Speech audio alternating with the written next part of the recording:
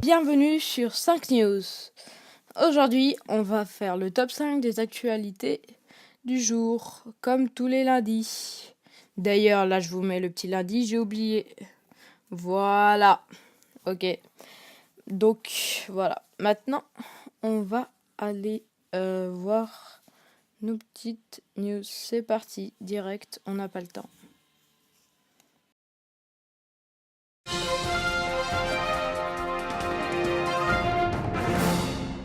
Ok, Alors, là, on a un grand débat.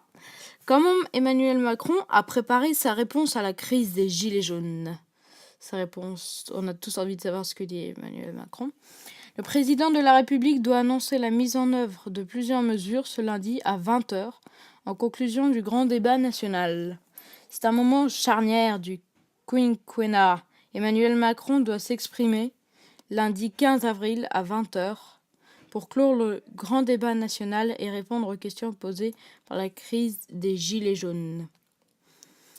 Une déclaration que le président de la République a préparée avec soin. France Info, blablabla, en consultant tout azimut. Pour préparer ces annonces, le président de la République a d'abord mis son gouvernement à contribution lors du Conseil des ministres. Selon Le Parisien, le journal, chaque ministre a été prié de proposer des idées transformantes avec plus ou moins de succès. Certains ont été priés de retravailler leur copie. On dirait que c'est les élèves et Macron c'est le maître. D'accord, ça c'est glauque. C'est le prof. Ok, indique une source du journal. Les ministres n'ont pas été les seuls consultés. Le Figaro rapporte que le président de l'Assemblée nationale, Richard Ferrand, et le patron du MoDem, François Bayrou, ont été reçus à l'Élysée ce week-end. Le Parisien évoque également des dizaines, pour ne pas dire des centaines de SMS reçus à propos de cette allocution et un président en mode éponge. Mais on dirait que France Info, ils prennent juste ce que font les autres journaux. Le Parisien, le Figaro ont enquêté sur ça, ont vu ça, mais eux, ils ont rien fait. Ah, mais France... Bah si, c'est un journal, hein, je crois. Ah non. Non, je sais pas. En prenant connaissance des contributions du grand débat, le chef de l'État a également consulté les synthèses réalisées à l'issue du grand débat national. Le Parisien assure qu'il s'est immergé dans les comptes rendus des 630 000 pages produites par ces discussions organisées un peu partout en France ces derniers mois. C'est beaucoup quand même. Wow, bah du coup, monsieur Emmanuel Macron qui nous fait un clin d'œil. Bonjour monsieur Emmanuel Macron. Et bah voilà, c'est juste... Donc on va savoir que faire contre les Gilets jaunes. Que va faire Emmanuel Macron contre les Gilets jaunes ce soir à 20h. Il va nous le dire. Voilà. Ouais, ok. Bah prochaine news. Hein.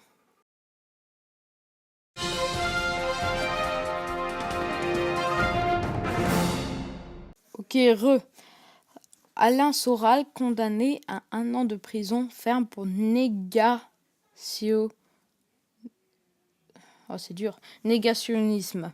Je sais pas ce que c'est. Le parquet avait requis 6 mois de prison ferme contre l'essayiste d'extrême droite et 15 000 euros d'amende contre son avocat Damien Viguier.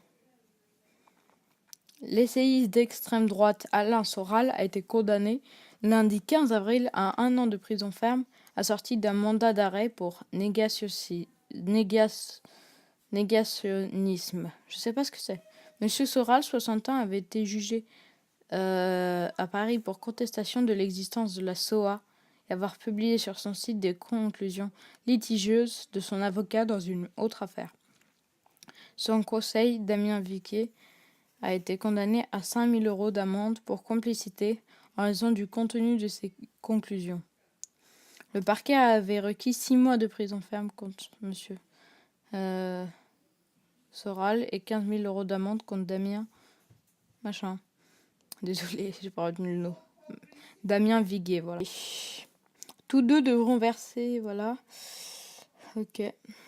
En 2016, le site d'Alain Soral, Égalité et Réconciliation, avait publié un dessin représentant sur une Titré Chuspla Hebdo, le visage de Charlie Chaplin devant l'étoile de David, avec écrite dans une bulle la question Shoah ou Tay. Waouh. Ok, bah il a juste été raciste. Ok. Il a été raciste et il a été condamné à 1 an de prison. Ok. Ok, d'accord. J'ai compris. On passe directement à la prochaine news.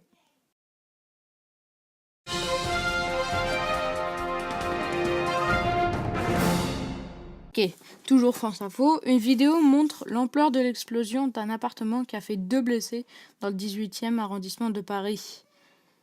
Ouah, explosion. Ouais.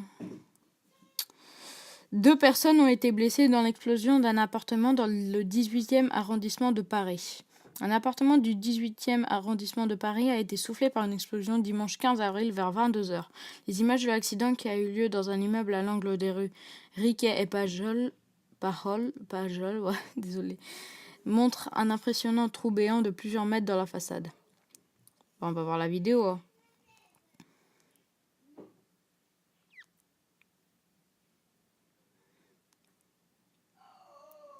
Wow. Ah oui, quand même.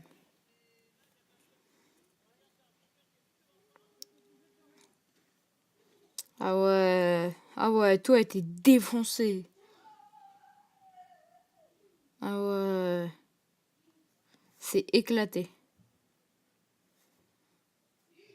C'est vraiment éclaté. Ah ouais. Oh, c'est horrible.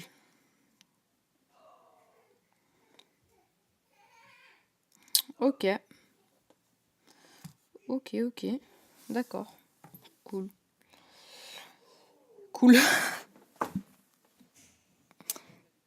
Oh, ça va où ça? C'est quoi ça? Ok, donc...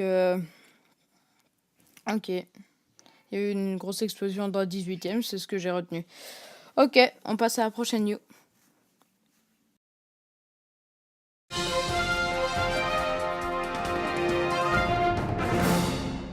Ok. Alors, Laetitia Holiday... Pardon, je suis obligée de faire l'accent. Et maintenant, ses filles s'habillent comme elle. Laetitia a fait adopter à Jade et Joe les tenues à motifs qui lui sont si chers. Hélène Darroze, une des meilleures amies de Laetitia Holiday, donnait récemment des nouvelles de la veuve de 44 ans. Elle va bien avec des hauts et des bas, lâcha-t-elle sur le plateau de Grande Gueule. Et de poursuivre, il y a des accusations et des mensonges qui sont parfois difficiles. Quand on la condamne sur son rôle de maman, c'est quelque chose qui la met à terre et c'est tout à fait normal. Laetitia était la femme de John Hallyday sur les 23 dernières années. Et aujourd'hui, on veut nous faire croire que non, que la vraie femme, ce n'était pas elle, tenait à déclarer quelques temps plus tard, la célèbre chef. Il y a un féminin pour chef. Il y a vraiment un féminin pour chef. Le chef cuisinier, genre. C'est incroyable. Je m'en doutais pas, mais vraiment. Chef, 2 F, 1 E. Wow.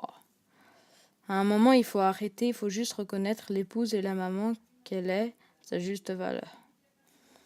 Chose est sûre, elle a emmené avec elle Jade et Joe, ses filles âgées de 14 et 10 ans, au Vietnam, leur terre natale.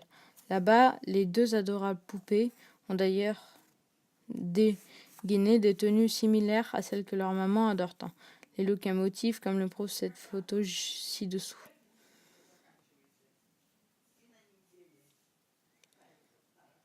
Ouais, pas trop, hein. Un peu, ouais.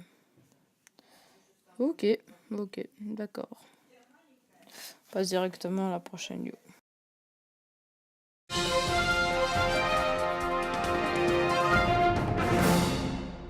Ok, Stéphane Plaza. Qui est Caroline Keslali, sa nouvelle acolyte? Je sais pas qui c'est Stéphane Plaza, mais il doit être très connu. Toujours là où nous ne s'entend pas, Stéphane Plaza revient le 15 avril avec une émission intitulée « Cette maison est pour vous », dans laquelle il aura la tâche difficile de trouver la maison parfaite pour une famille en difficulté financière. Pour l'aider dans sa mission, l'agent immobilier sera accompagné d'une certaine Caroline Keslali, une architecte d'intérieur parisienne qui connaît son sujet sur le bout des doigts.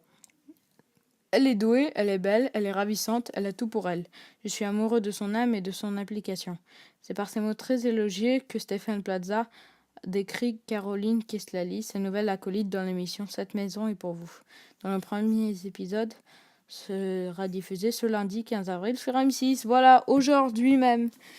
Méconnue du grand public, cette architecte d'intérieur de profession s'apprête à faire le grand saut face à des millions de téléspectateurs, elle qui exerce dans l'ombre depuis plusieurs années.